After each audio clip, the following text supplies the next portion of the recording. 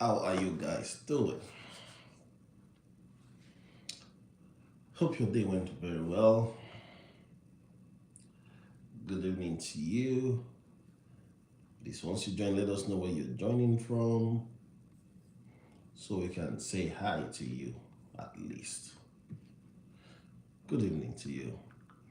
I want to start first and foremost by saying thank you to everyone that has been sharing our videos. Thank you for commenting. Thank you for being part of our community. Thank you for being there for us. Really appreciate it. Thank you for your questions too. Thank you for asking hard questions. Thank you for making us go ahead to do some research. So thank you. Tonight we have another talk. And the title of this talk fascinates me a lot because it is something very close to my heart. Tonight's talk is titled Win, Lose, or Draw. Do it the right way. Do it the right way. Whether you win, whether we lose, whether we draw, do it the right way. Friends, there comes a point in life where the real question is not, can I win? The real question is, can I win without losing myself? Can I win without losing myself? Because some wins cost too much. Some victories leave you restless. Some shortcuts stains the soul. And tonight I want to talk to the person who's tired of watching wrong turns being rewarded. Win, lose, or draw. Do it the right way anyway. Tonight I want to talk to the person who is tired. Who's tired to do what is right while watching the wrong move fast. The person who is tired of keeping their hands clean while others cut corners and somehow they get ahead. Tired of being honest in a world that keeps making dishonesty look efficient. Tired of being the one who tries to stay grounded while everybody else seems comfortable selling pieces of themselves just to win a moment. Hello, my Tep Squad. Thanks for joining. And if we're honest tonight, the kind of thing you can wear on you, because after a while you start asking questions you never thought you would ask. You start asking questions like, what's the point of doing right if wrong keeps getting rewarded? What's the point of staying honest if dishonest keeps rising? What's the point of having standards if compromise keeps getting applause? And this is where I want to begin tonight, because most people do not wake up one day and decide they want to become a dishonest person. This is usually not how it happens. It happens when a person gets tired. It happens when a person gets hurt. It happens when a person gets overlooked too much. It happens when a person feels behind. It happens when life puts pressure on them and the wrong exit starts looking like a reasonable exit. That's how it happens. And some of you listening tonight are in one of those moments where two roads are in front of you.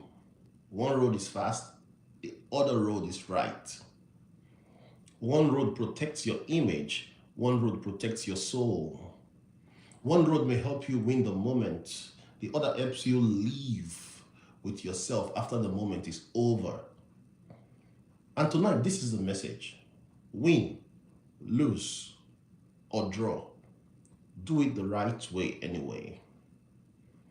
Do the right things when it pays. Do the right things when it costs. Do the right things when people understand. Do the right things when people misread you, when they don't understand you. Do the right things when it opens doors. Do the right things when it closes doors. Do the right things when it is celebrated. Do the right things when it is lonely. Because some wins are too expensive. Some victories leave a dent on your spirit. Some shortcuts create a problem inside you that no outside success can solve. Some public wins come with private unrest. And I want a life where, at the end of the day, when the noise dies down, when the crowd goes home, when the comments stop coming up, when the meetings end, when the applause fades, I can go home and lay my head on the pillow, close my eyes, and know that I didn't betray myself. That kind of peace matters. And I do believe that's the kind of life a lot of us want. That kind of peace is sacred. That kind of peace is worth protecting. And tonight, that's what we're talking about. Not just how to win. No, we've talked a lot about how to win. But how to stay complete, how to stay whole, how to stay healed after winning. Not just how to rise, but how to rise without losing your center. Not just how to make progress, but how to make progress without selling your peace to get progress. Because some of you do not just need motivation tonight. You need strength. Strength to stay clean. Strength to stay true to yourself. Strength to stay right. Let me tell you something. Character is easy to talk about when there's nothing on the line. Everybody sounds principled when there's no pressure. Everybody has values when there's nothing to lose.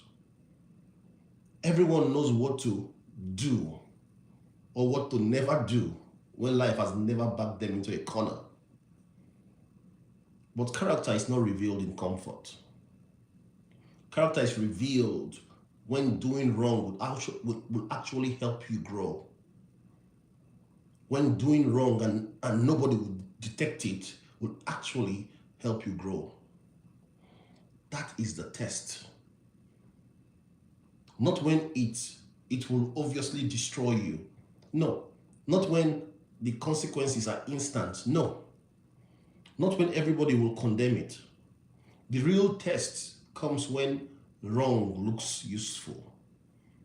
When wrong looks helpful. When lying would protect your image. When cheating will help you keep up. When revenge will feel justified. When silence will preserve your advantage. When manipulation will make life easier. When cutting the corner will save you time, money, embarrassment, or pain. That is where people are made. That is where principles are tested. That is where discipline is stretched. Not in speeches, not in public branding, not in podcasts, not in how they want to be seen, in decisions. Not just all decisions, but private decisions.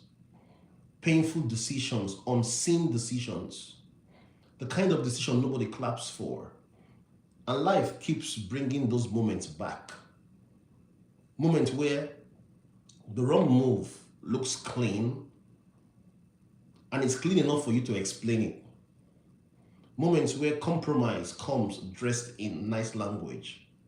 Moments where fear tries to sound like wisdom.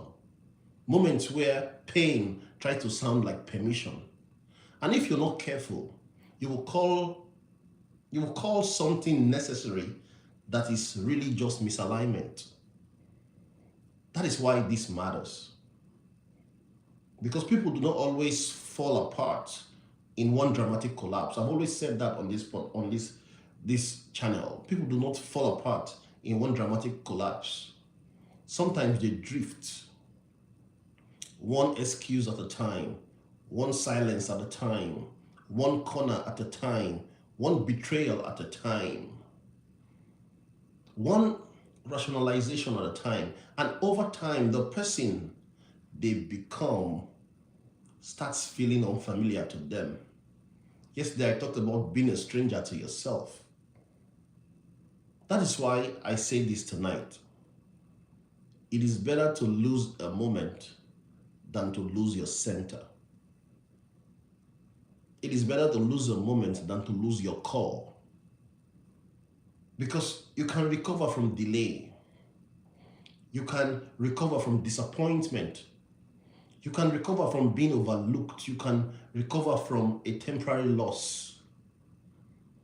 But once you start repeatedly betraying yourself, once you start eroding self-trust, something deeper gets damaged.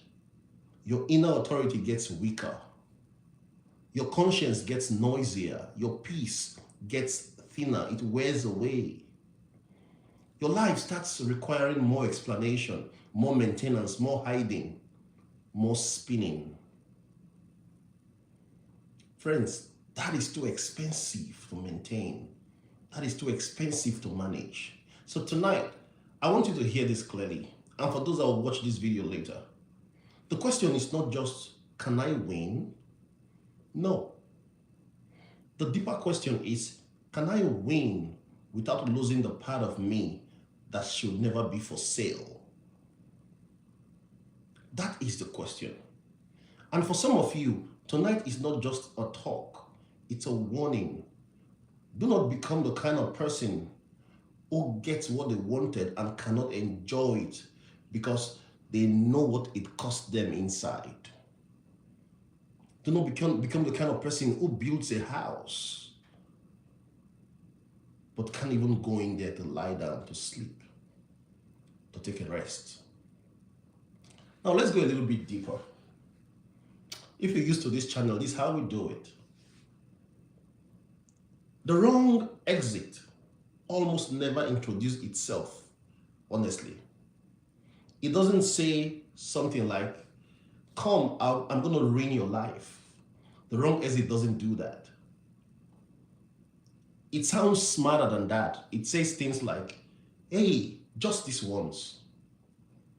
Just do it this once. Nobody's looking at you. Nobody will see you. You have to protect yourself, you know. No one will know. This is how the world works. You are just being realistic. You're just being practical. That's what the wrong exit says. He said they would do the same thing if they were you, you know. If the table turns, this is what others will do. The wrong exit says things like, you cannot afford to lose this. Oh, Matt, do it now. You'll fix it later. Nobody is seeing you, by the way. Just do it. Say the lie. Change the truth. Distort the fact. Nobody is seeing you, by the way. You can fix it later. Friends, that is why compromise is so dangerous. Because it often borrows the voice of survival. It borrows the voice of strategy. It borrows the voice of pain. It borrows the voice of urgency. And if you're tired enough, if you're hurt enough, if you're broke enough, if you're humiliated enough, or you're scared enough, it can sound like wisdom. It can sound wise. That is why you have to be careful when you're under pressure. Because pressure has a way of making bad exit looks like your only exit. But not every open door is your door. Not every available option is righteous. Not every advantage is worth taking. Some opportunities are tests. They are tests of whether you know your values. They are tests of whether your standards only work in comfort, whether you even have standards at all. Some are tests of whether your pain can rewrite your convictions, whether pressure can make you change your convictions. And what I want to say tonight is very simple. Do not let a hard season make you easy to bend. Do not let pressure talk you into becoming somebody you will have to recover from later. Because you might not get the chance to do that.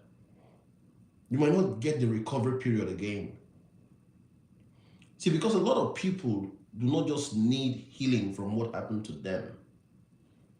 They need healing from what they became while trying to survive it. That is real. That is tough. That is deep. That is why small moments matters. If you've been following this channel, I've been talking about small moments for a very long time now. Small decisions that we don't take, small moments. And we all are at that point where small moment is, it is so, those things that are trying to derail us. Even I myself that's talking, I have a lot of it. I am learning by the day. Small moment. Because life is not only shaped by the big dramatic choices. No. It is also shaped by quiet permissions. One permission to lie. Oh man, it's a white lie. It's a yellow lie. It's a blue lie. One permission to hide. One permission to retaliate. One permission to step on somebody.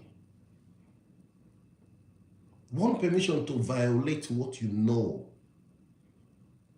And after enough permissions, a person wakes up and they realize they are living far from what they plan to be, what they intend to be. They are very far from it. Friends, guard the small exits. Because what looks small today may become identity tomorrow. What looks small today may become who you are tomorrow. Now let's try to bring this closer to the heart a little bit. A woman is betrayed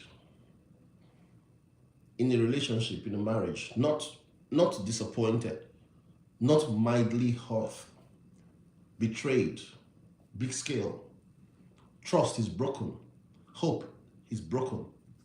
Years of investment suddenly turned into ache, into pain.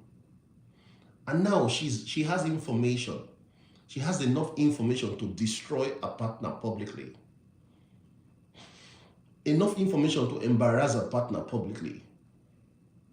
Enough to make sure everybody knows who he really is behind the curtain. Enough to make him feel what he felt, go through the pain. And if she does it, many people will clap for her, they will cheer her on. Because pain makes revenge sound righteous. Pain says, do it. Pain says, take something from him. Pain says, burn down the room, burn it down. Pain says, make sure he never forgets this. He puts you through this, make sure he never forgets it. And maybe some of you know that voice. That voice that rises up when you've been humiliated. That voice that says, since I was wounded, anything I do in response is justified. But another voice also speaks too. A very much more quieter voice. A more difficult voice. A holier voice. It says, tell the truth where the truth needs to be told. Protect yourself. Leave what needs to be left. But do not let your wrong turn. And do not let their wrong turn you into someone you do not respect. Friends, that is hard. That is difficult. Because one of the hardest things in life is staying clean when somebody dirtied your heart, when somebody stained your heart. And that is the choice she makes. She does not lie for him. She does not hide what must be acknowledged. She does not make destruction identity. She lives with pain, she lives with tears, she lives with grief, but she lives with herself intact. Her center remained with her. And that's a kind of victory a lot of people do not understand. Because every response that is understandable is righteous. And not every reaction that feels powerful is clean. Not every revenge that is available should be taken. And months later, maybe years later, she realizes, I have lost that relationship, but I did not lose my humanity. Friends, that matters. That is a lot. That matters. Because some people survive betrayal, but they become bitter. Some survive heartbreak, but lose tenderness. Some survive pain, but start treating everybody after that through the lens of what one person did. And this woman says, no, what happened to me was wrong. But I will not let somebody else's failure decide who I become. That is strength. That is real strength. Not loud strength, not dramatic strength. That is soul strength. The kind of strength that keeps pain from becoming permanent. The kind of strength that pushes pain out of the door, that it doesn't become an architect in your personality. That is real strength. Can I slow down here and say something simple, friends? Peace is a form of wealth. Real peace. Not distraction, not noise, not temporary pleasure. Peace. The ability to sit still and not be haunted. The ability to be quiet and not need to outrun your own thoughts. The ability to close your eyes at night and not feel chased by what you did to get what you got. That is rich. And many people do not have that kind of peace. The question I ask is why? While I was putting these notes together, I said, why is it that this peace, this kind of peace that is golden, why is it a lot of people don't seem to have that kind of peace? The answer that came to my mind is that because peace does not live well with pretense. Peace does not live well with performance, with acting. A fake life requires too much maintenance. You have to keep covering. You have to keep explaining. You have to keep adjusting the story. You keep protecting the image. You keep defending what you know was not clean. That kind of life is exhausting, is draining. Truth may hurt in the moment. Truth may make you feel painful in the moment. But lies are very heavy for the years to come. Compromise may feel efficient today, but it usually creates emotional debt that you will pay later. That is why not every successful person is at rest. Oh, that guy you're looking at that is so successful. Not every one of them is at rest. Not every wealthy person is free. Not every admired person is at peace. Some people look strong from a distance and they are restless when you're up close and personal with them. And I do not want that kind of life. And I do believe you also don't want that kind of life. I do not want to win in a way that makes me harder to live with. I do not want to rise in a way that makes, that divides me inside. I do not want to keep something on the outside while losing coherence in the inside. Because at the end of the day, the crowd is not coming home with you. You're coming home with you. You are coming home with you. And you deserve a life that you can actually inhabit without being at war with yourself. That is why peace matters. Not because peace is flashy, because it is clean. Peace is clean. Let's paint the picture of a student here for a second. A student is overwhelmed, maybe working at the same time, maybe carrying family expectations at the same time. Maybe he's the first one trying to push into a different kind of future from his home. And now the exams are here.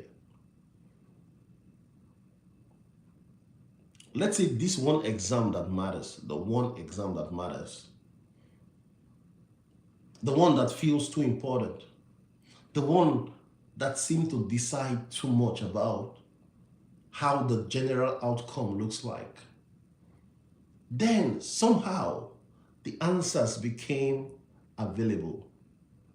Somehow, not clean, not official, but it became available enough for him to secure the grade, enough to keep the scholarship, enough to avoid embarrassment because he had been busy, he had been working and schooling at the same time. The answers to the question became available. Enough to avoid embarrassment. And the mind starts making an argument. The mind starts saying, yo, you need this. You've come too far to fail now. It is only one exam. That exam will not change you, only one. This exam does not define you. That's what the mind starts saying. Other people are probably doing worse. But deep down, the student knows this moment is about more than grade. It's about foundation. It's about whether the future will be built on truth or on performance. And after wrestling with it, the student refuses. It takes the exam honestly. It does not do well as hoped. It feels the pain of it. It feels maybe even foolish for doing right and not being awarded instantly. Yeah, friends, that pain is real. Because doing the right thing is not always emotionally glamorous. It's not. Sometimes it hurts. It does hurt. Sometimes it feels like loss. Sometimes it feels like, why did I even bother? Why did I not even take the shortcut? But that moment becomes a line in the sand. You've actually drawn a line in the sand. And years later, that student became the kind of professional you can trust. Not because of one exam, but because one exam revealed something important. When the shortcut was available, they choose not to build themselves on something that is false. Friends, that matters. That matters a lot. Trustworthy people are not created in public. They are formed in hidden places. And many of the moments that look small in real time are actually construction moments. Life is asking, What are you building yourself on? What are you building yourself on? That's a deep question. And for some of you tonight, the real issue is not what you're trying to get. It is what you're becoming while you're trying to get it.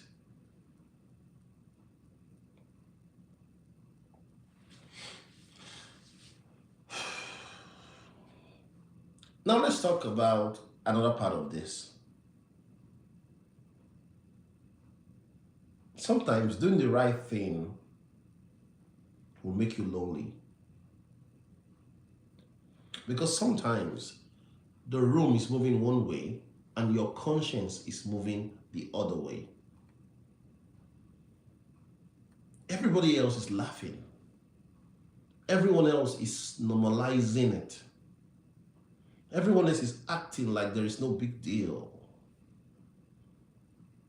But you're the one feeling that tension inside. You're the one feeling that pull inside. You're the one saying, no, something about this is off. Why don't you do it this way? You're the one hesitating while the crowd has already decided it is acceptable.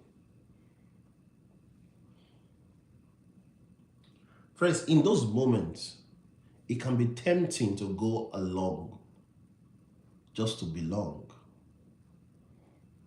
It can be tempting to stay silent, to just nod your head, to just laugh with the crowd, to not be the difficult one, to not be the serious one,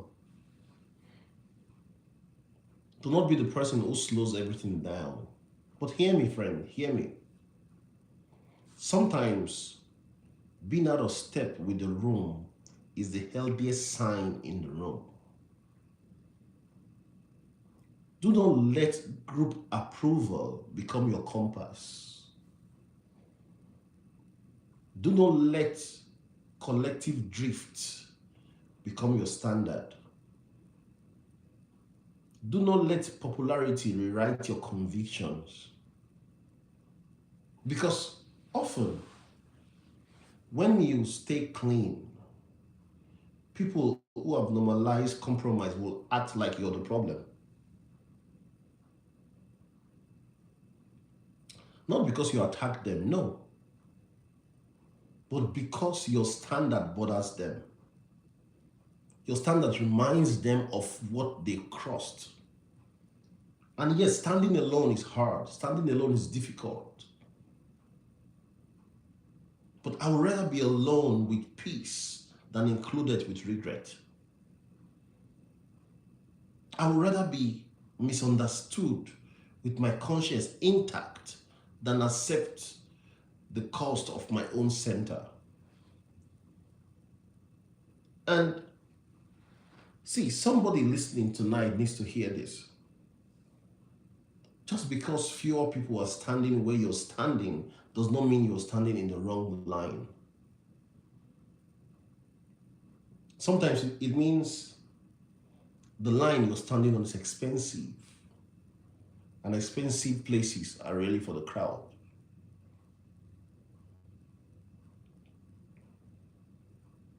Now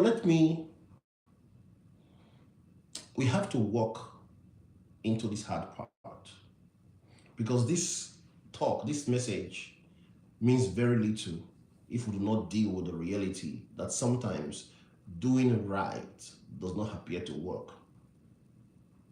Sometimes the liar gets believed. Sometimes the manipulator gets promoted. Sometimes the selfish person gets the deal. Sometimes the honest gets pushed back. Sometimes the faithful one gets out. It misses completely.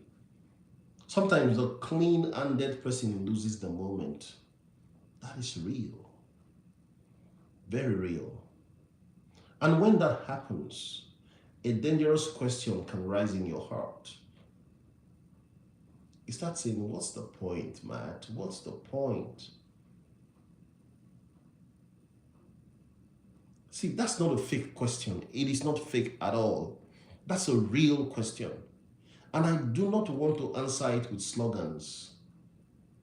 The point is not that doing right always produce quick, visible reward. No. The point is that doing right preserves something in you that wrong will damage. The point is wholeness. The point is not becoming divided inside just to look successful outside. The point is not teaching yourself that every time life gets hard, your values becomes negotiable. The point is not building a public win on a private fracture. Because a public win with a broken self is still a loss. Let me say that again. A public win with a broken self is still a loss. And sometimes what looks like a loss is actually protection. Protection of your conscience, protection of your future self, protection of your ability to sleep, protection of your children from learning compromise through your example, protection of the part of you that should not be for sale. So no, I will not tell you doing right is always immediately rewarded. That would be wrong. Sometimes it has its own costs. Sometimes it delays you. Sometimes it leaves you lonely for a while. But I'll tell you this, my friend. A crooked shortcut may feel smoother at the beginning, but at the later stage it becomes heavier. A clean path may feel harder at the beginning. At the later stage it becomes lighter. And over a lifetime, it matters. It matters.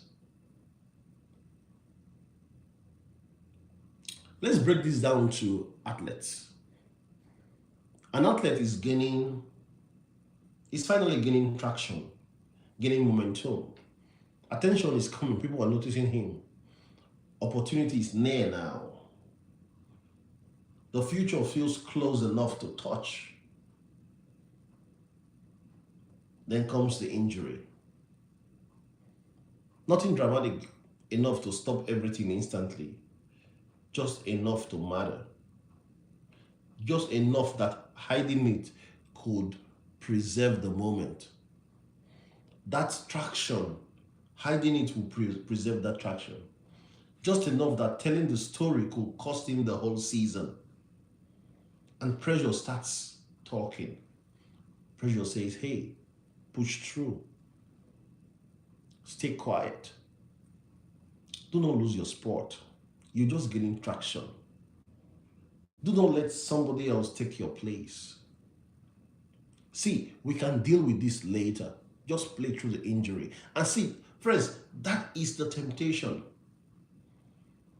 Not always towards something evil, right? This is a good cause. Sometimes towards something unwise that fear paints as necessary. But in the end, the athlete tells the truth. He pulls back. He takes the heat.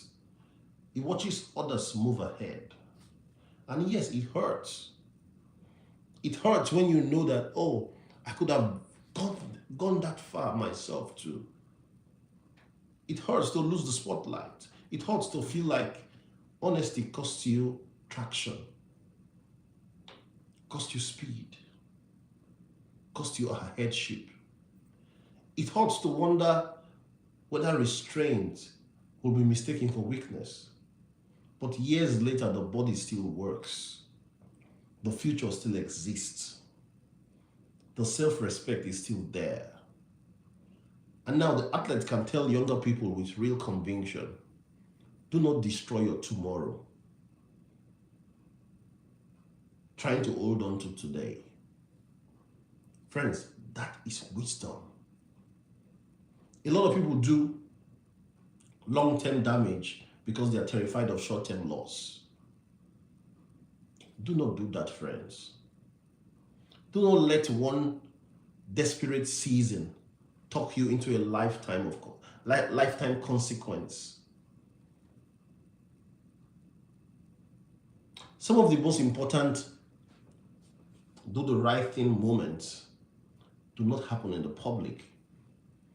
They happen at home, at the kitchen table, in the hard conversations, in the apology you hold, in the promise you made, in the boundary you need to set, in the truth you keep postponing because you do not want discomfort. And family has a way of exposing whether your values are real or not. Because at home, you cannot hide behind performance the same way. No. At home, people feel what is true. People know what is true. The right thing at home may look like apologizing to your child after speaking harshly. It may look like admitting to your spouse that you were wrong. It may look like refusing to let work steal every promise you made to the people who you claim to be doing it for. All these, I fall short of it. I'm still trying, I'm still learning on this front.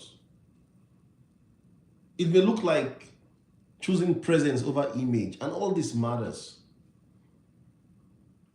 Because the people who love you the most, should not have to pay the price for the version of you that you reserve for everybody else. Do not become so committed to winning outside the home that you start losing something sacred inside the home. Because a child will remember your presence. A spouse will remember your truthfulness. A home will remember whether your word actually meant something. Not every right decision gets applause. Not some just build trust. And trust is worth it. It's holy. Trust is holy. A father tells his child, I'll be there. Maybe a school event, maybe a game, maybe a performance, maybe something that feels small to the world but huge to that child. Then the pressure comes. Work wants more of the father's time. The meeting appears on his calendar. The usual language show up like, this is important, let's do this. And suddenly he has a choice. He either breaks the promise and call it responsibility, or keep the promise and let work be inconvenienced. And he remembers what it felt like when he was young. What it felt like to scan the room, hoping someone who said they will come actually showed up. Because of that, he keeps his word. He communicates clearly. He leaves when he said he would. He takes the subtle hit if he has to. And that child scans the room and sees him. Friends, there are some moments that shape trust for years. Presence is one of them. And maybe no one at work applauds that choice you made. Maybe it does not help your resume. Maybe it does not make you look more ambitious, but it plants something wonderful in a child's heart. When he says it's coming, it comes. That matters. Not every right choice builds your career. Some right choices builds a human being. Some right choices stops a wound from repeating itself across generation. And if you ask me, that is not a small thing. That is real leadership. That is leading from the front.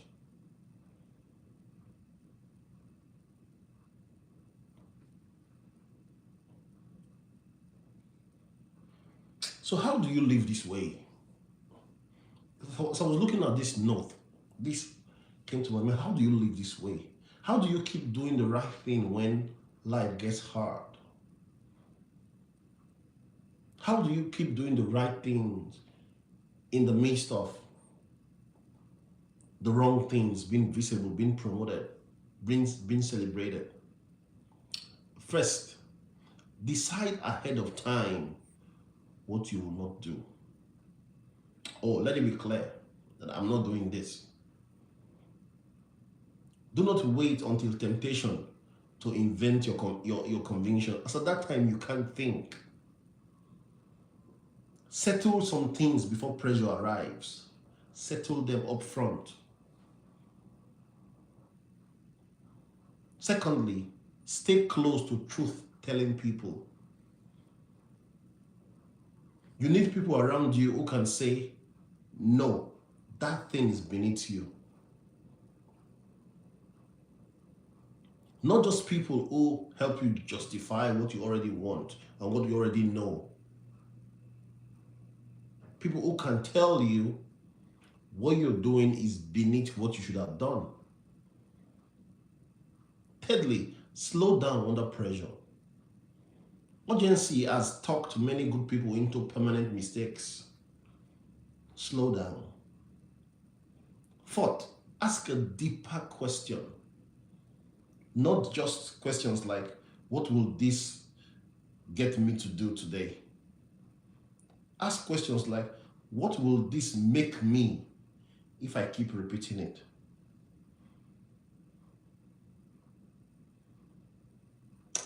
Fifth, respect your conscience. That uneasy feeling inside you matters. Respect it. That inner disturbance matters. Do not silence it too quickly. Listen to it and respect it. Sixth, remember the end of the day. Remember the bed you're going to lie on. Remember the silence after the moment passes. Remember that when the crowd is gone, you still have to meet yourself. And that meeting should not feel like war. So do the right things. So tonight, friends, here's the message. Win, lose, or draw, do the right thing anyway. Do the right thing when it works. Do the right thing when it hurts. Do the right thing when the room agrees. Do the right thing when it turns cold. Do the right thing when it brings reward. Do the right thing when it brings delay. Do the right thing when nobody but only you and God knows what it cost. Because at the end of all this, you go home. You go home to your conscience. You go home to your thoughts. You go home to your spirit. You go home to your bed. And there's something powerful about being able to lay in your bed and say, I may not have won the way the world defines winning. I may have lost something. I may have taken a hit. I may have been misunderstood. But I did not betray myself. I did not sell my soul for speed. I did not lie to protect an image. I did not let pain turn me cruel. I did not let fear turn me false. I did the right thing. Friends, that is peace. That is strength. That is real victory. Win, lose, or draw. Do the right thing anyway. Thank you so much for your time. Thank you for sticking around with us tonight. Thank you for watching our content. Comment, share, like, and if you've not subscribed, kindly subscribe to our channel so that you hear more of this truth. This is Matt Miller saying, peace out and good night. Bye for now.